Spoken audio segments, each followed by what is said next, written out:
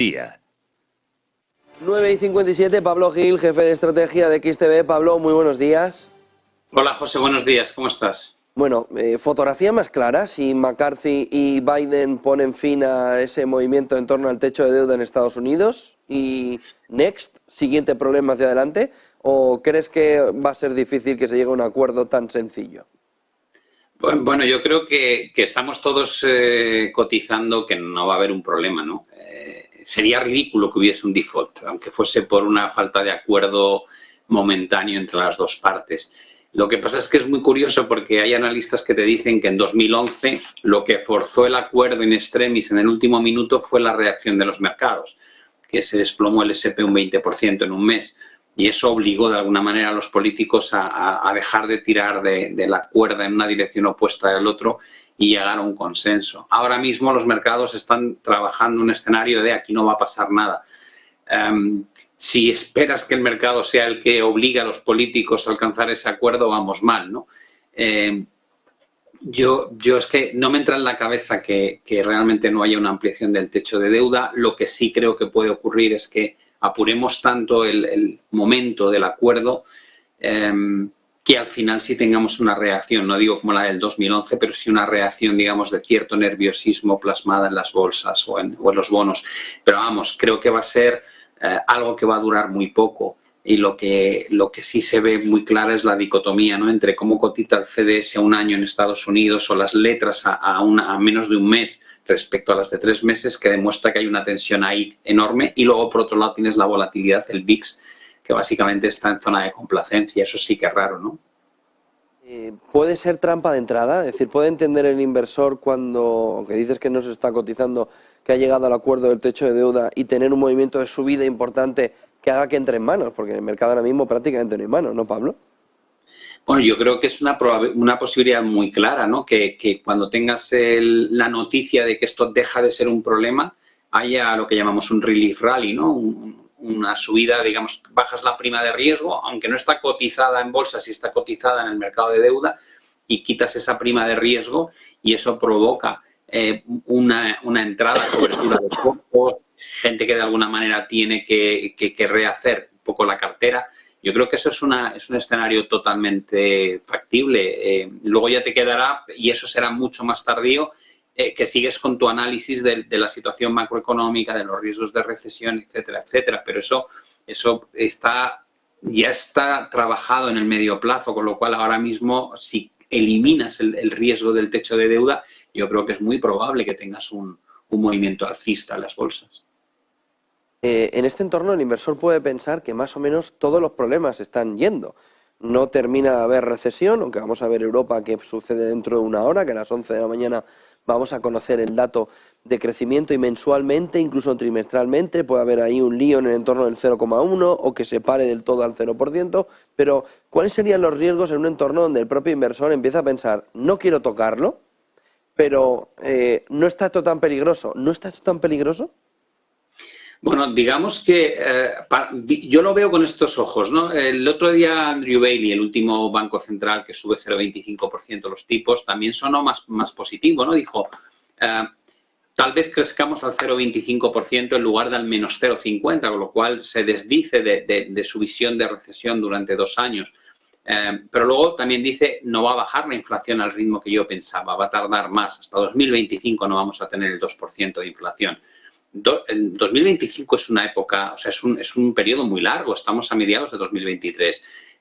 Ya sabemos cómo cambian las cosas en 6 meses, imagínate en año y medio, ¿no? La realidad es que él mismo dijo que solo una tercera parte de las subidas de tipos que habían realizado hasta ahora se habían trasladado a la economía real, ¿no?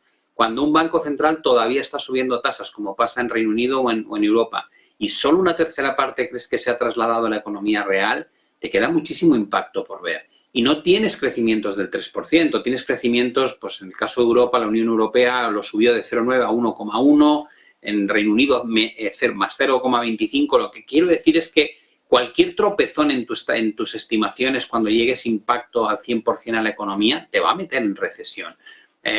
Cuando veo las estimaciones de beneficio que se publican para 2024 y finales de 2023 son súper positivas, no encajan con ese escenario potencialmente recesivo. Y luego tienes un montón de señales, ¿no? El sector manufacturero que ha pinchado y que lleva mucho tiempo haciéndolo muy mal, que suele ser anticipo de recesiones, la inversión de la curva. Con lo cual, para mí, más que si va a haber o no va a haber recesiones, ¿por qué me tengo que subir en un mercado donde la prima de riesgo cotiza bajísimo, los riesgos latentes son muy grandes, no hemos visto el impacto de las subidas de tipos, no hemos visto si finalmente se va a trasladar en una recesión? Yo personalmente creo que sí. No tengo ninguna prisa. Tienes activos de renta fija que te dan una rentabilidad que no veías desde hacía muchísimo tiempo con mucho menos riesgo, ¿no? Entonces, ¿para qué me voy a comprar una bolsa con un dividend yield del 2,5% cuando tengo bonos que me pagan el 4%? Con mucho menos, o sea, es una rentabilidad mucho mayor y con un riesgo mucho menor, porque estamos dando por hecho que no va a haber default, ¿no? Por parte de Estados Unidos. Y si hay default, te aseguro que la bolsa no la vas a encontrar, se va a hundir. Con lo cual, digo, no, creo que por fin tienes una alternativa a la renta variable con mucho menos riesgo. Y luego tienes, por supuesto, la posibilidad de hacer relativos, comprar unas bolsas contra otras en lugar de lanzarte al mercado buscando esa beta global, que yo creo que ahora el mercado está más de stock picking que realmente de apuestas direccionales. Y te puedes encontrar con un escenario lateral, que es que la gente se olvida que donde más dinero se frustra no es en las caídas una vez las identificas se puede ganar dinero. Es en los mercados que no van a ningún sitio, ¿no? Que es que te crees que va a subir para arriba y te montas y luego no pasa, y luego crees que va a hundirse y no pasa.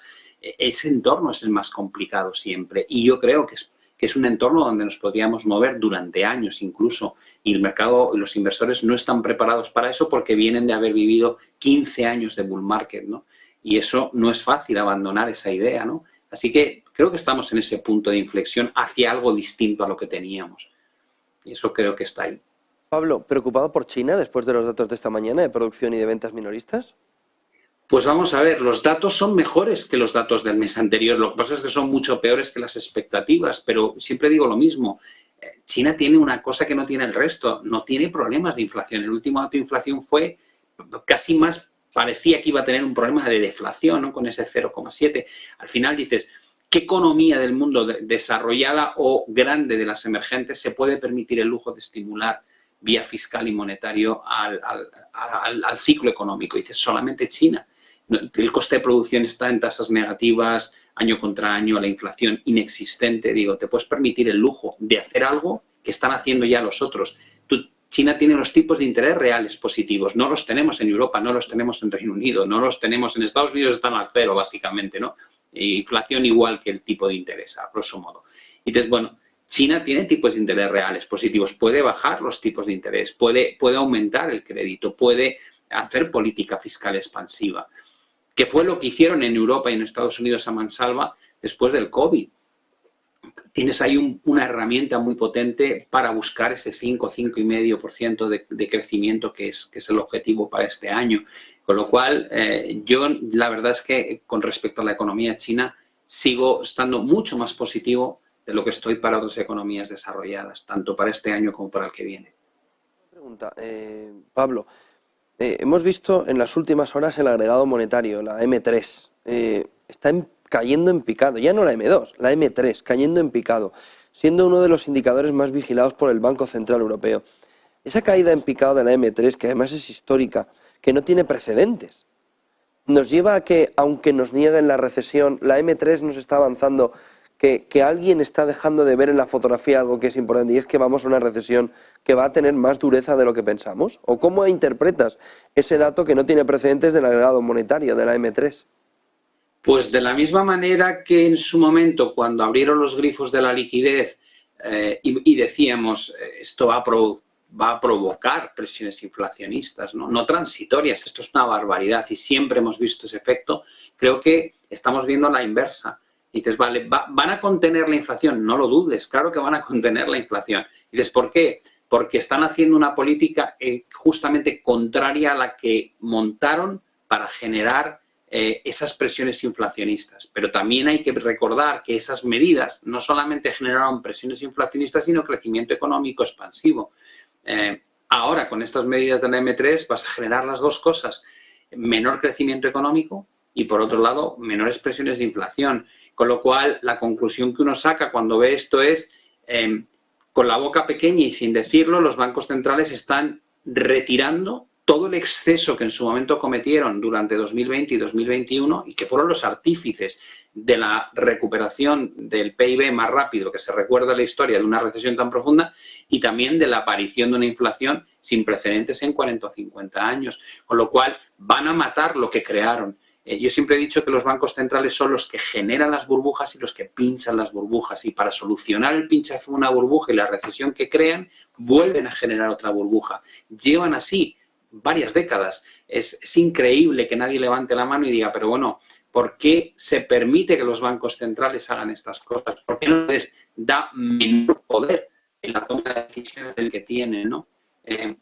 No están demostrando ser acertados en la forma en la que enfocan las cosas. Tú estabas diciendo que actúan tardíamente. Claro, actúan muy tarde. En lugar de anticiparse al problema, lo que hacen es trabajar con datos pasados. Es muy probable que ya no tuviesen que estar subiendo tipos de interés, pero empezaron tan tarde a hacerlo, ya no tienen remedio, pues se les está juzgando porque la inflación sigue estando muy alta, pero tú sabes que hay un decalaje, igual que pasa con el ciclo económico. Es un disparate cómo funcionan, ¿no? Y que manejen los mercados financieros a su antojo, pues es otro disparate. Yo personalmente creo que estaríamos mejor sin tanto intervencionismo por parte de bancos centrales y sin tanto endeudamiento, por supuesto, en las economías desarrolladas. Muchísimas gracias, Pablo Gil, jefe de estrategia de XTB. Pablo, buen día, buen negocio. Igualmente, José. 10:09, enseguida entramos en asuntos públicos con Arcadio García.